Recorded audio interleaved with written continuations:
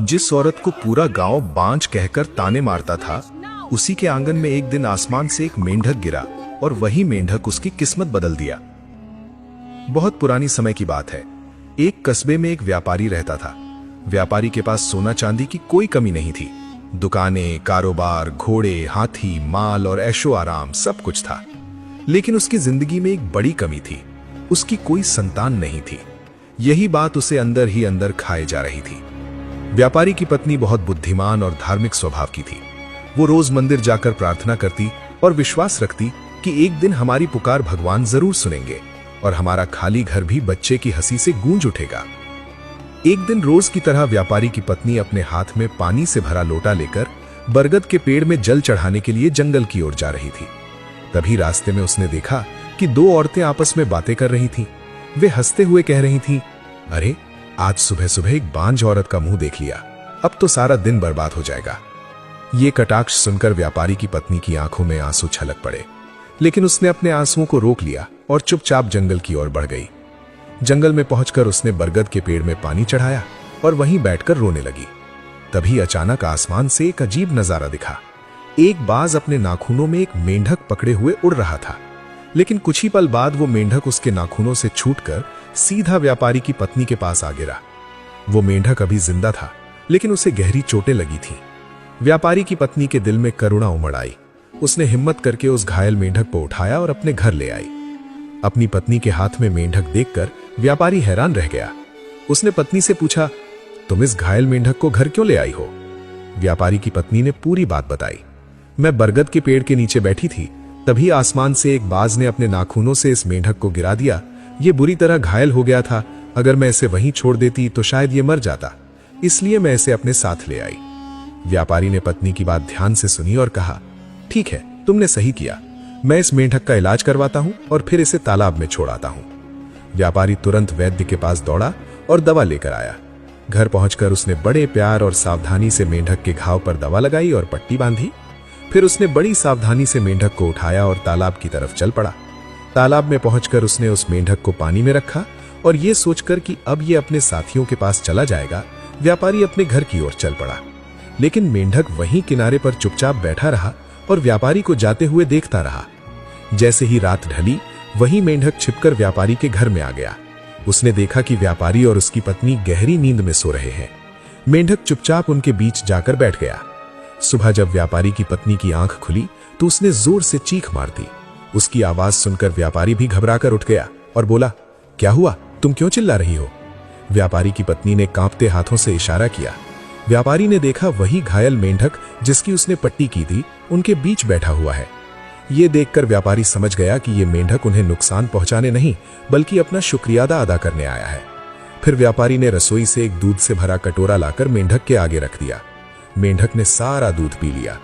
तभी व्यापारी ने पत्नी से कहा, इस मेंढक का यहां रहना ठीक नहीं है, मैं इसे तालाब में छोड़कर आता हूं।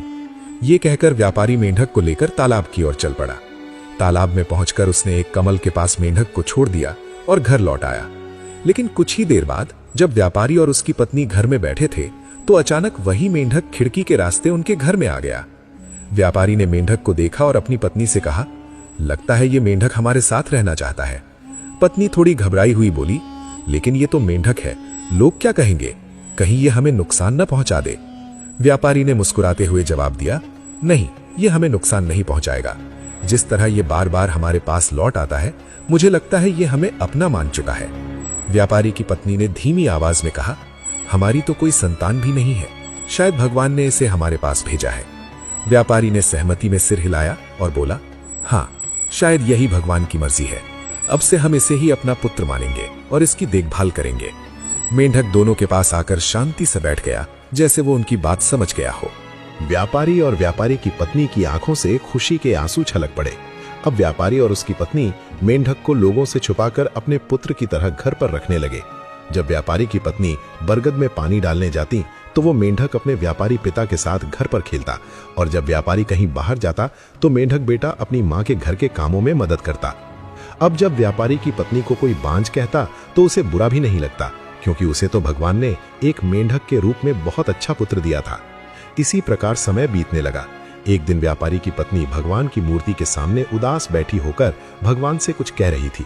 तभी पास खड़े व्यापारी ने यह देख लिया और अपनी पत्नी से बोला, क्या हुआ, तुम इतनी उदास क्यों हो? क्या किसी ने तुमसे कुछ कहा?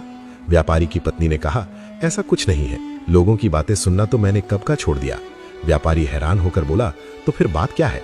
तब व्यापारी की पत्नी ने बड़े भावुक स्वर में कहा, भगवान ने हमें आज तक सब कुछ दिया है, हमें किसी भी चीज की कमी महसूस नहीं हुई। जब हमारे पास कोई पुत्र नहीं था तो भगवान ने हमें पुत्र दिया, लेकिन हर माँ की ये इच्छा होती है कि वो अपने पुत्र की शादी कराए और उसके लिए एक सुंदर सी बहू लाए। हमारी तो वैसे भी अब उम्र होने लगी है, पता नहीं हम कितने दिनों के मेहमान हैं, लेकिन हमारे जाने के बाद हमारे पुत्र का ध्यान कौन रखेगा? यही सोचकर मैं चिंतित थी और भगवान से प्रार्थना कर रही थी कि हमारे पुत्र की भी शादी हो जाए और एक सुंदर सी बहू हमारे घर आए जो हम सबका ख्याल रखे और हमारे घर को संभाले। पत्नी की ये बात सुनकर व्यापारी भी उदास हो गया और बोला, तुम सही कह रही हो, हमारे पुत्र की शादी होनी चाहिए और मैं अपने पुत्र की शादी जरूर कराऊंगा। ये कहकर व्यापारी अपने कमरे में चला गया और मन ही मन सोचने लगा, कल मैं अपने पुत्र के लिए एक योग्य बहू ढूंढ कर लाऊंगा। ये सोचकर व्यापारी सो गया। अगली सुबह व्यापारी ने अपनी पत्नी से कहा, तुम एक पोटली में थोड़े हीरे जवाहरात और आटा डाल दो, आज मैं अपने बेटे के लिए बहू देखने जा रहा हूँ। ये सुनकर व्यापारी की पत्नी बहुत खुश हुई और जल्दी से उसने पोटली तैयार कर दी। व्यापारी पोटली लेकर चल पड़ा। चलते चलते वो एक शहर में पहुंचा। शहर में वो घूमते घूमते अपने बेटे के लिए योग्य बहू ढूंढने लगा, लेकिन उसे कोई भी अपने बेटे के लिए समझदार और योग्य बहू नहीं मिली। थक हार कर व्यापारी एक चौक के पास बैठ गया। कुछ देर बाद उसने देखा कि कुछ लड़कियां मिट्टी से महल बना रही हैं और बहुत खुश हैं। व्यापारी वहीं बैठकर लड़कियों को देखने लगा। समय का पता ही नहीं चला और दिन ढल गया। अब सभी लड़कियां अपने बनाए हुए महल तोड़ने लगी, लेकिन एक लड़की ने अपना महल नहीं तोड़ा। उसकी सहेलियों ने पूछा, क्या हुआ, तुम अपना महल नहीं तोड़ोगी? तो उस लड़की ने मुस्कुराते हुए कहा, नहीं, मैं कल इसे और बड़ा महल बनाऊंगी। बाकी लड़कियों ने कहा, हम तो नया ही बनाएंगे। ये बातें करते हुए वे लड़कियां वहां से चली गईं। अब व्यापारी उस लड़की की बात सुनकर बहुत प्रसन्न हुआ। उसने सोचा, ये लड़की तो बहुत समझदार है, ये अपने मिट्टी के महल को संभाल कर रख रही है, तो जब हमारे घर की बहू बनकर आएगी तो हमारे घर को कितना अच्छा संभालेगी। ये सोचकर व्यापारी उस लड़की का पीछा करने लगा। लड़की कुछ दूर चलकर अपनी घर के अंदर चली गई। व्यापारी भी उसका पीछा करता हुआ उसके घर पहुंच गया। उस घर में एक लोहार और उसकी पत्नी अपनी बेटी के साथ रहते थे। व्यापारी जब घर में पहुंचा तो उसने लोहार से कहा, मैं एक राहगीर हूं और कहीं जा रहा था, शाम ढल गई है, क्या आप मुझे यहाँ एक रात बिताने के लिए जगह दे सकते हैं? लोहार ने कहा, कोई बात नहीं, आप यहाँ रुक सकते हैं, हमारे घर में बहुत जगह है। व्यापारी ने धन्यवाद किया और लोहार के पास चारपाई पर बैठ गया। अब दोनों आपस में बातें करने लगे। इसी दौरान थोड़ी देर बाद लोहार ने अपनी पत्नी को आवाज लगाई और कहा, आज खाना थोड़ा ज्यादा बना लेना। लोहार की पत्नी ने कहा, ठीक है। इसी बीच व्यापारी बोला, आप ऐसा कीजिए, मैं अपने घर से आटा लेकर आया हूँ, इसी से मुझे 2 रोटियां बना दीजिए, क्योंकि मुझे अपने घर की ही रोटी अच्छी लगती है। ये कहकर व्यापारी ने अपनी पोटली लोहार की पत्नी को पकड़ा दी। लोहार की पत्नी पोटली लेकर रसोई में चली गई। उसने अपने घर की रोटियां बनाकर अलग रख दी और व्यापारी की रोटियां बनाने के लिए पोटली खोली तो उसके होश उड़ गए। उसने देखा कि आटे के अंदर बहुत से अमूल्य हीरे और मोती हैं। ये देखकर लोहार की पत्नी ने अपनी बेटी से कहा, जा अपने पिताजी को बुला ला। बेटी ने बिल्कुल वैसा ही किया। जब लोहार रसोई में आया तो उसकी पत्नी ने सारी बात बता दी। लोहार ने कहा, शायद ये कोई अमीर सेठ है और जल्दी जल्दी में इसने इस बात पर ध्यान नहीं दिया होगा। तुम ऐसा करो, आटे को चलनी से छान लो और हीरे मोती को वापस पोटली में डाल दो। लोहार की पत्नी ने बिल्कुल वैसा ही किया। उसने चलनी से आटे को छाना और व्यापारी की अलग रोटियां बना दी। अब लोहार की पत्नी और बेटी ने मिलकर सभी के लिए खाना लगाया। खाना खाते समय लोहार ने व्यापारी से पूछा, अब किस कस्बे से आए हैं और किस शहर की तरफ जा रहे हैं? व्यापारी ने बताया, मैं सुखपुर कस्बे से आ रहा हूं और हरिद्वार की तरफ जा रहा हूं। लोहार हैरानी से बोला, इतनी दूर? आपको तो वहां पहुंचने में अभी 1 महीना लगेगा। व्यापारी ने कहा, क्या कर सकते हैं, हरिद्वार में मेरा एक दोस्त रहता है जिसकी एक बेटी है, उसी का रिश्ता मांगने के लिए मैं जा रहा था। ये सुनकर लोहार ने बड़ी उत्सुकता से पूछा, क्या आपने कभी अपने दोस्त की बेटी को देखा है? व्यापारी ने कहा, नहीं, अभी तक तो नहीं देखा, अब उसे देखने के लिए ही जा रहा था। तब लोहार ने कहा, आपको कहीं और भटकने की आवश्यकता नहीं है, हमारी भी एक बेटी है जो घर के कामों में बहुत ही कुशल है और घर का हर काम करना जानती है। आपको तो अपने बेटे की शादी करनी है, चाहे वो आपके दोस्त की बेटी के साथ हो या मेरी बेटी के साथ। व्यापारी यही तो चाहता था, लेकिन उसके मन में डर भी था कि वो अपने बेटे के बारे में सच नहीं बता सकता कि वो एक मेंढक है। बिना मिलवाए शादी कैसे कराए? फिर उसने एक युक्ति सोची और लोहार से कहा, मैं अपनी बेटी की शादी के लिए तैयार हूं, लेकिन मेरा बेटा बाहर विदेश पढ़ाई के लिए गया है, वो इस शादी में नहीं आ सकेगा। लोहार ये सुनकर हैरान हुआ। उसने पूछा, ना आपके बेटे को बुलाए शादी कैसे होगी? तब व्यापारी ने कहा, हम ऐसा करते हैं कि हमारे बेटे की जगह एक घड़ा रख देते हैं और उसी के साथ आपकी बेटी की शादी करा देते हैं। जब हमारा बेटा विदेश से पढ़ाई करके लौटेगा तब इनकी फिर से शादी कर देंगे। ये सुनकर लोहार हैरान तो हुआ, लेकिन उसने सोचा इतना बड़ा अमीर सेठ है जिसके आटे के अंदर भी अमूल्य हीरे निकल रहे हैं, इसके घर में तो किसी चीज की कमी नहीं होगी, हमारी बेटी को इससे बेहतर कोई रिश्ता भी नहीं मिल सकेगा। ये सोचकर लोहार ने शादी के लिए हामी भर दी।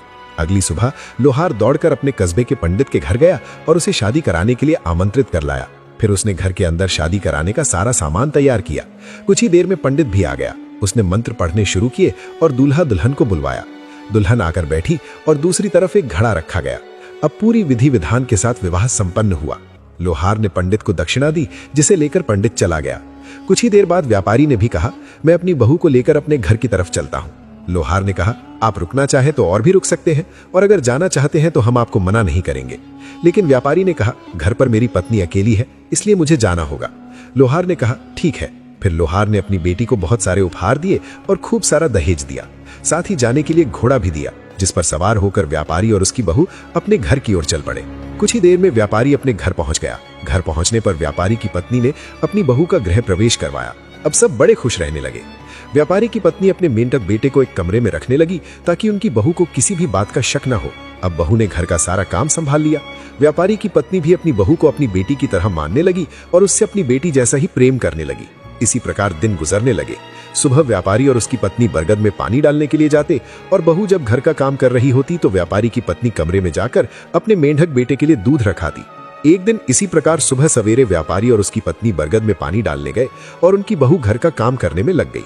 घर का काम करके जब बहू ने सोचा कि अब खाना बना लेती हूँ, तो उसने देखा कि चूल्हे के अंदर लकड़ियां समाप्त हो चुकी हैं और आग जलाने के लिए रखे गए दिए के अंदर भी आग नहीं बची थी। घर के अंदर एक दिया रखा जाता था जिसके अंदर तेल डालकर उसकी आग को जलाए रखा जा सके। व्यापारी की बहू से यह बड़ी गलती हो गई कि वो काम में इतनी व्यस्त हो गई कि वो दिए में तेल डालना भूल गई। अब घर के अंदर आग न पाकर वो बड़ी चिंतित हुई।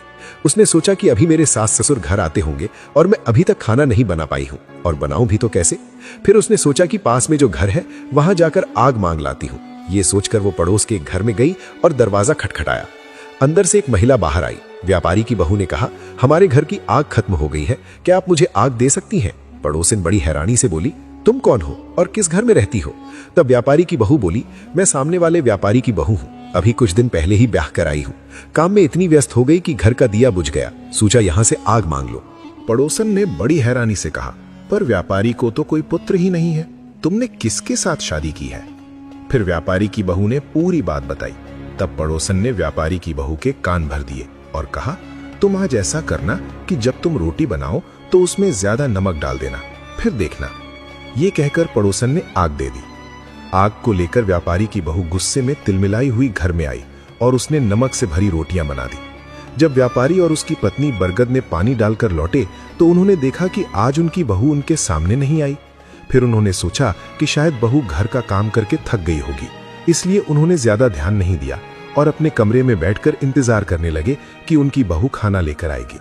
जब कुछ देर प्रतीक्षा करने के बाद भी बहू खाना लेकर नहीं आई तो व्यापारी की पत्नी ने व्यापारी को खाना परोसा। व्यापारी ने जैसे ही नमक से भरी रोटी खाई, उसके चेहरे का रंग उड़ गया। व्यापारी की पत्नी ने पूछा, क्या हुआ? तो व्यापारी ने बताया, रोटियों में बहुत ज्यादा नमक डाला गया है। अब व्यापारी की पत्नी बड़ी चिंतित हुई। उसने सोचा, आज बहू ना तो हमारे सामने आई, ना उसने खाना लगाया, और रोटियों में भी नमक ज्यादा है। आज क्या बात हो गई? ये सोचकर व्यापारी की पत्नी ने अपने बहू को आवाज लगाई। आवाज सुनकर बहू कमरे से बाहर आई। व्यापारी की पत्नी ने बहू से उसके बदले हुए स्वभाव का कारण पूछा। बहू ने बताया, जिस प्रकार रोटी में नमक की मिलावट हो तो उसे नहीं खाया जा सकता, उसी प्रकार रिश्ते में अगर झूठ की मिलावट हो तो उसे भी नहीं निभाया जा सकता। ये कहकर बहू अपने कमरे में चली गई। अब व्यापारी की पत्नी को भी ये समझ में आ गया कि बहू को हमारे बोले गए झूठ का पता लग गया है, पर अब क्या किया जा सकता था। अब घर में ना तो रोटी बनी और ना ही कोई कमरे से बाहर आया। इसी प्रकार पूरा दिन गुजर गया। अगली सुबह जब व्यापारी और उसकी पत्नी बरगद में पानी डालने के लिए जा रहे थे, तभी बहू कमरे से बाहर आई और उसने कहा, मुझे इस घर में उस बंद कमरे की चाबी चाहिए। अब व्यापारी और व्यापारी की पत्नी हैरान हुए। उन्होंने सोचा, उस कमरे में तो हमारा मेंढक बेटा है, लेकिन क्या पता अगर हम बहू को चाबी ना दें तो बहू गुस्से में यहां से चली जाए। ये सोचकर व्यापारी की पत्नी ने बहू को बंद कमरे की चाबी दे दी। चाबी देकर वे बरगद में पानी डालने के लिए वहां से निकल गए। सास ससुर के जाने के बाद बहू ने वो बंद कमरा खोला। कमरे के अंदर का दृश्य देखकर उसके होश उड़ गए। उसने देखा कि कमरा हरियाली से भरा हुआ है। उसमें अनेक प्रकार के पुष्प और तुलसी के पौधे तथा एक बरगद का पेड़ लगा हुआ है। कमरे में हवाएं चल रही थी, जिससे पूरे कमरे में पुष्पों की सुगंध फैली थी। बहू कमरे के अंदर कुछ दूर चली तो उसने देखा कि एक बड़े से पेड़ के नीचे एक सुंदर युवक ने झूला डाल रखा है और उस पर झूल रहा है। बहू हैरानी से उसके पास गई और उससे पूछा, आप कौन हैं और यहाँ क्या कर रहे हैं? तब युवक ने कहा, मैं तुम्हारा पति हूँ और मेरे माता पिता मुझे यहीं पर रखते हैं। ये सुनकर बहू बड़ी हैरान हुई। उसने सोचा, भला मेरे सास ससुर ने ऐसा क्यों किया? ये सोचकर वो कमरे से बाहर आ गई, लेकिन उसकी खुशी का कोई ठिकाना नहीं था। उसने बड़ी खुशी से खाना बनाया और जब उसके सास ससुर आए तो वो उनके सामने गई। बहू के बदले हुए स्वभाव को देखकर व्यापारी और उसकी पत्नी बहुत खुश हुए। अब बहू ने अपने सास ससुर को चारपाई पर बिठाया और उनसे पूछा, भला आपके घर में बरगद का पेड़ होते हुए भी आप जंगल जाकर बरगद में पानी क्यों डालते हो और अपने बेटे को एक कमरे में क्यों रखते हो? ये सुनकर व्यापारी और उसकी पत्नी बड़े हैरान हुए। उन्होंने कहा, कहाँ है बरगद का पेड़? तब बहू उन्हें उस कमरे में ले गई। कमरे के अंदर जाकर उन्होंने देखा कि कमरा पहले से काफी बदल गया है। कुछ दूर चलने के बाद उन्हें झूला झूलते हुए युवक दिखाई दिया। व्यापारी और उसकी पत्नी उसके पास गए और पूछा, कौन हो बेटा तुम? तब वो युवक बोला, माँ, तुम मुझे इतनी जल्दी भूल गई। मैं तुम्हारा वही मेंढक बेटा हूँ जिसे तुम तालाब से बचा कर लाई थी। व्यापारी और उसकी पत्नी ने पूछा, पर यह कैसे हुआ? तब उस युवक ने सारी बात बताई। आज श्री कृष्ण भगवान प्रकट हुए थे। उन्होंने हमारे बीच का प्रेम और आपकी उनके प्रति भक्ति भावना देखकर प्रसन्न होकर मुझे ये रूप दिया है। ये सुनकर व्यापारी की पत्नी ने भगवान का बड़ा धन्यवाद किया। अब घर में सब बड़ी खुशी से रहने लगे। ये कहानी हमें सिखाती है कि जो लोग भगवान पर सच्चा विश्वास रखते हैं, उनका भगवान कभी बुरा नहीं होने देता। शुरुआत भले ही कठिन हो, लेकिन अंत हमेशा सुंदर होता है।